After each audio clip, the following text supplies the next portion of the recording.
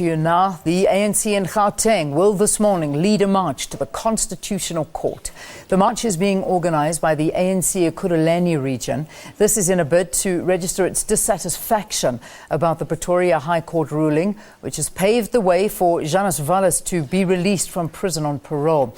Walus has served 23 years of a life sentence for killing former SACP leader Chris Hani in 1993 at his home. For more on today's march, let's cross live to our reporter who's outside the Constitutional Court, Aldrin Sampear. Aldrin, a very good morning to you. Any idea what time the actual march is going to be getting underway? Well, good morning, Leanne. We expect the buses to start arriving at the Joburg Theatre, outside the park there at the Joburg Theatre, where ANC members and supporters will be gathering and then march all the way to Constitutional Hill. And then a memorandum of demand will be handed over to one of the officials here at the Constitutional Court. And right now I'm joined by the ANC Regional Chairperson, Mzwandile Masina, who is part of the organising committees, making sure that people come out in their numbers and lodge their complaints against that ruling by the North Gauteng High Court. Thank you so much, Chairperson, for joining us. Let's first start with the decision to march to Constitutional Hill. Why? Well, we think that the judiciary is beginning to encroach on the role of the executive, and if we don't raise these issues, I think that there's going to be a conflict, because there is a very clear reason why there's a separation of power.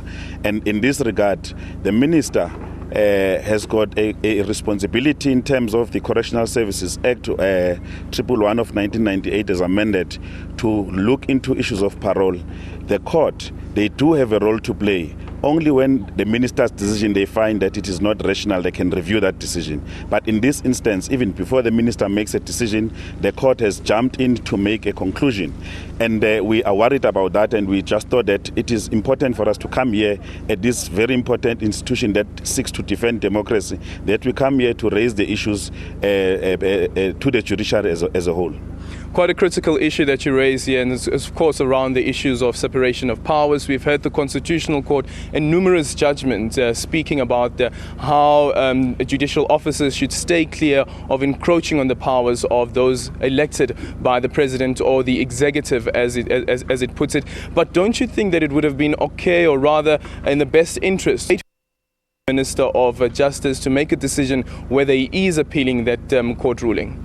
Well, remember, we're not government. We are an organization. We have a responsibility. This issue basically has to do with one of our own comrades, Chris Hani, was that in 1993. So we thought that as an organization we have a role to play as well.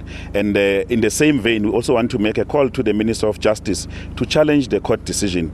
So we think that is important for us to add our voice and also to try and say to the Minister, if it does not challenge this decision, the issue of separation of power is going to be compromised, and that is a cornerstone of our democratic country that we have. So we are here really to add our voice, and we hope that the Minister will also hit the call and make the necessary application to deal with this particular matter.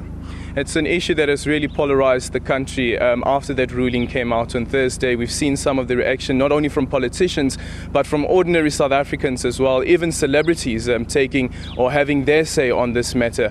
What do you make of this ruling in terms of polarizing the country, and especially it happens during a time where racial tensions seem to be growing?